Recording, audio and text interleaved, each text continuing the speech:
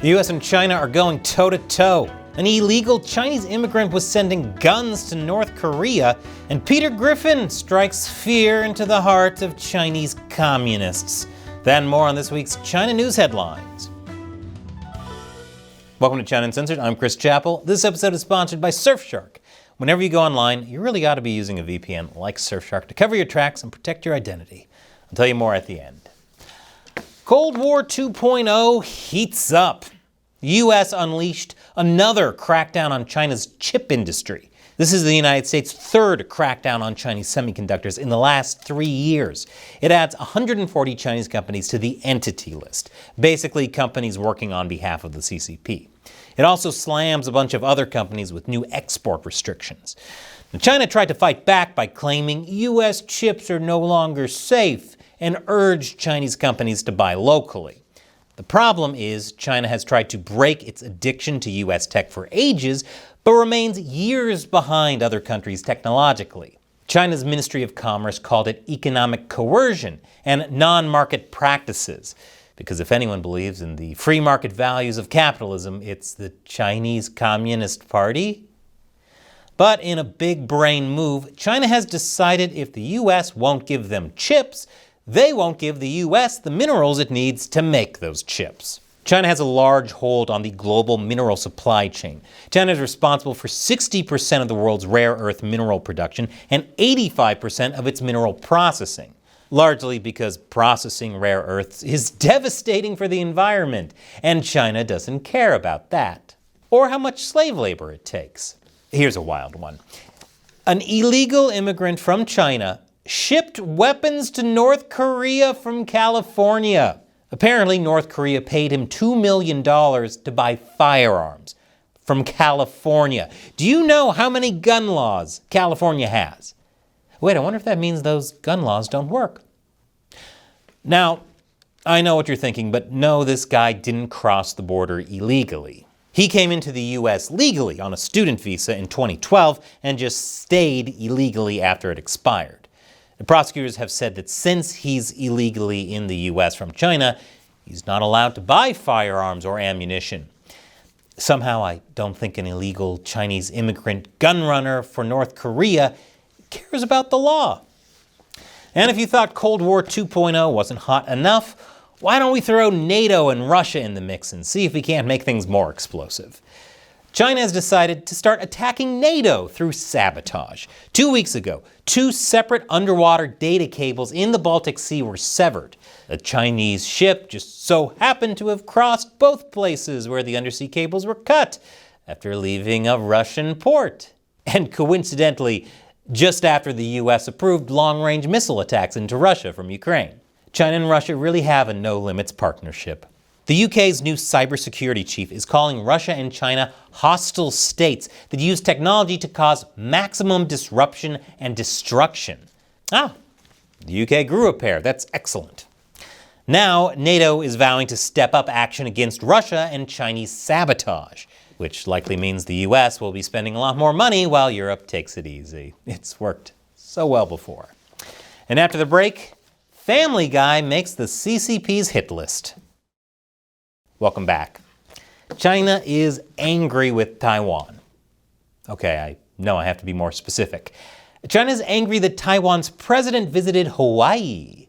Given that they're putting sweaters on their trees in Hangzhou, I wonder if the CCP is jealous. But while Taiwan President Lai enjoys his trip to Hawaii, Taiwan is trying to discourage people from traveling to China, including Hong Kong and Macau. To which I say, why does anyone think it's a good idea to travel to China? They've opened a hotline to help people gauge the risk. Hello, hotline? Should I travel to China? Why, yes, I am an idiot.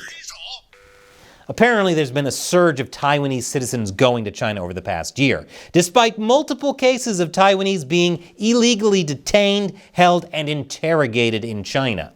So ridiculous. Travel someplace fun and safe, like North Korea. Hello? Why, yes, I'd like to book a trip to North Korea. Why, yes, I am an idiot. But it looks like the CCP is gearing up for an invasion of Taiwan. Chinese officials are traveling to Russia. Man, everyone's traveling now except for me. They're traveling to Russia to study the effects of U.S. sanctions.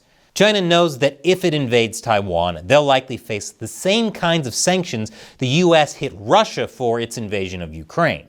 And they had a devastating effect. Russia's currency, the ruble, is collapsing.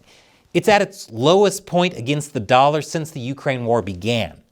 China's economy is also struggling, so if it's going to survive an invasion of Taiwan, it'll have to sanction-proof itself.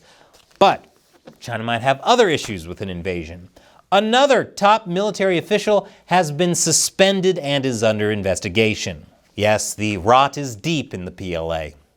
General Miao Hua was the director of the Political Affairs Department of the Central Military Commission. In other words, she's propaganda guy for the military. Except he's been purged for, quote, serious violations of discipline.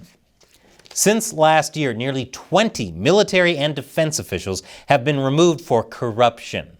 As longtime viewers may have guessed, this is part of a much larger campaign of political infighting within the Chinese Communist Party. Another segment of what I call the people's favorite communist soap opera, general hostility. This is bigger and deeper and weirder than I can get into here.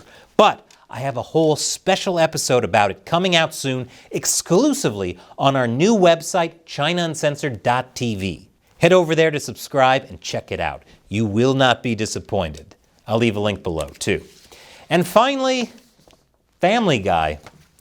Hong Kong airline Cathay Pacific is apologizing for an in-flight showing of a Family Guy episode where Peter stands next to the Tank Man. Remember when Hong Kong used to hold massive commemorations for the Tiananmen Square massacre every year? Yes, this is how far Hong Kong has fallen to the CCP. They're afraid of a cartoon. I wonder if they'd be okay with that old Simpsons episode. I mean, that's basically the party line. And did you know that every time you go online, everything you do is potentially compromised? And that's why, no matter where you live, no matter what you do online, you should always be keeping your internet activity private with a VPN, like Surfshark.